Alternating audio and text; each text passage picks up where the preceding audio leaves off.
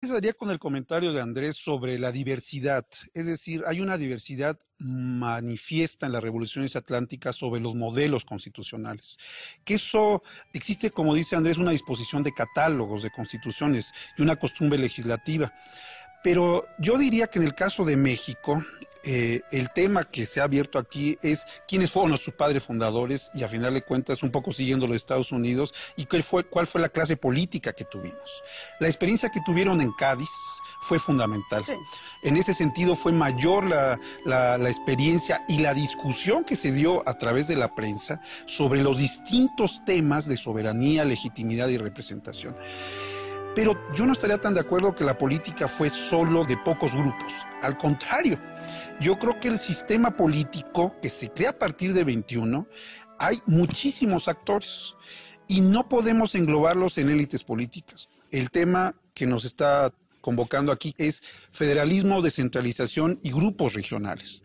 En ese sentido, las reformas borbónicas, y ya no digamos la guerra de independencia, lo que hacen es fragmentar al país, dividirlo y hacer una autonomía muy fuerte. A partir de ahí es donde se construye la federación. Y antes el Estado y después la federación. Entonces existen muchas élites políticas regionales que están participando, que van a participar y que desde mi punto de vista son los que van a explicar gran parte del fracaso de la primera experiencia política que es con Iturbide. Es decir, las élites locales están una presencia constante y están buscando distintos modelos, porque están en la mesa, para organizar al país. Es decir, existen varios.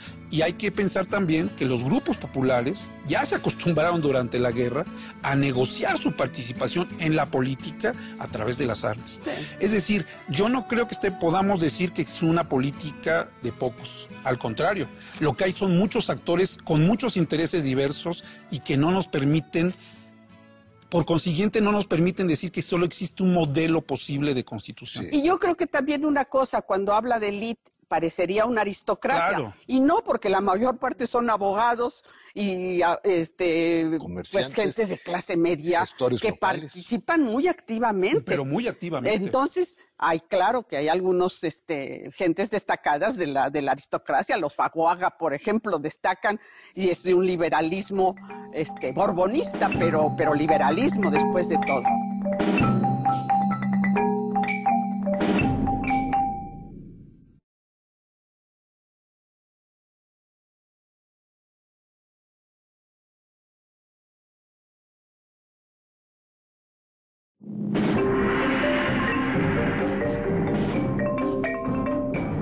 Y hay que pensar también que los grupos populares ya se acostumbraron durante la guerra a negociar su participación en la política a través de las armas. Y yo creo que también una cosa, cuando habla de élite, parecería una aristocracia. Claro. Y no, porque la mayor parte son abogados y pues gente de clase media que locales participan muy activamente. Pero muy activamente. Entonces, claro que hay algunos gentes destacadas de la aristocracia. Los Fagoaga, por ejemplo, destacan y es de un liberalismo borbonista, pero liberalismo después de todo.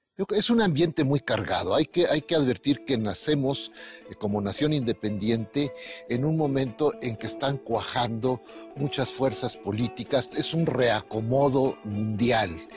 Y es un ambiente en que estos novohispanos que están leyendo, que algunos han viajado mucho, como el padre Mier, por ejemplo, llegan con una carga tremenda. Entonces, cuando Mier llega al Congreso Constituyente, ¿verdad? Dicen que lo dejan pasar como una especie de torpedo para que destruya aquello. Sí. Eso dicen. En cuanto llega él, se pero llega con una crítica tremenda. Dice, está el Congreso, ya cometieron el error de una monarquía, que es lo peor que pueden hacer. En fin, he hablado yo con el emperador y le digo que vamos a llevar la cosa en calma. ¿Cuál calma? Estaban todos en una ebullición tremenda.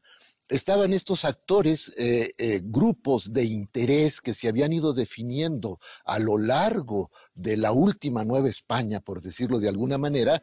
La ordenanza de intendentes es una redistribución del paisaje político-administrativo, crea intereses muy fuertes, en fin, o define intereses muy fuertes. Y las intendencias son base de la nueva distribución. Bueno, esto que vio muy bien don Edmundo Gorman cuando habla de la historia, la geografía histórica de México. Dice, ha sido una división cartográfica más que una nueva división política. Sí. Hemos estado haciendo divisiones de mapas heredados. Ahora, eso también es muy importante. No podemos silenciar nuestra historia.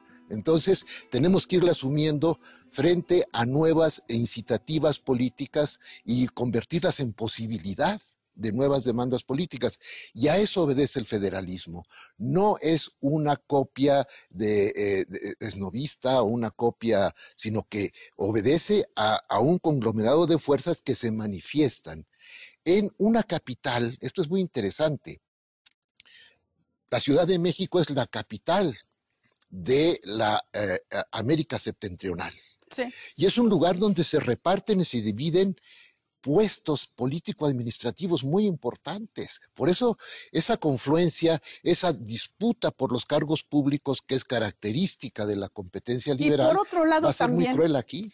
Por otro lado, también que los pronunciamientos se inician siempre fuera y las revoluciones se inician fuera, pero se deciden en la Ciudad de México. Pero buscan Palacio Nacional, claro, como decía Manuel Entonces, Calderón. eso es muy importante. Sí. Creo que eso para darnos cuenta de que hay una necesidad, tanto cuando, pues usted sabe bien la discusión sobre el Distrito Federal, la quieren sacar de la Ciudad de México para debilitar a la Ciudad de México. Pero al final llegan a la conclusión de que aquí está todos los elementos que necesita la clase política. Bueno, y la ciudad es la que le da el nombre al país independiente. ¿Sí? Es decir, hay una mentalidad central, sí, pero no hay centralismo. Eso bueno, es muy y yo importante. creo que una cosa muy importante, muchas veces se ha pensado que copiamos la Constitución de Estados Unidos. Eso ya dijimos que no. Realmente, si comparamos las constituciones, pues la nuestra se parece, sigue el modelo de 12. La Constitución española va a prevalecer, a pesar de la importancia de la República, va a prevalecer como el esquema sobre el que se construye la República. Esto tiene sus bemoles, sobre todo la importancia que se le da a los ayuntamientos, que va a ser un problema que va a generar a los estados en realidad el problema, porque los estados van a tener autoridad sobre los ayuntamientos. Estos van a quedar sujetos y no todos van a aceptar la fórmula de Cádiz de un poblado de mil pobladores va a tener su ayuntamiento constitucional. Muchos van a pasar a 2,000, a 3,000, a 4,000 y algunos promueven que sean 8,000. Yo creo que esto es muy importante porque le va a dar voto, por lo menos en esta primera instancia, a todo el pueblo, sin distinción. Bueno, de sexo sí, las mujeres fuera, pero una cosa muy importante va a ser sin distinción de que sepan escribir o leer o que paguen impuestos. Todos votan. Eso sí fue completamente diferente del orden hispánico que de las otras constituciones, que siempre fueron censitarias. ¿Cómo pasarán a ser en el centralismo? Creo que eso es importante. Pero ahí hay un problema que vale la pena comentar, es que los estados en esta primera constitución de 24 van a ser federalistas hacia el gobierno nacional, pero centralistas internamente. Andrés. Pero hay una cosa, es un panorama que debemos hacernos cargo de él. Entre 1824 y 1827, es decir, cuando se establece la federación, ¿verdad? La República Federal representativa, se promulgan 20 constituciones. Entonces tenemos que pensar en el hervidero de discusión, el grillerío, para decir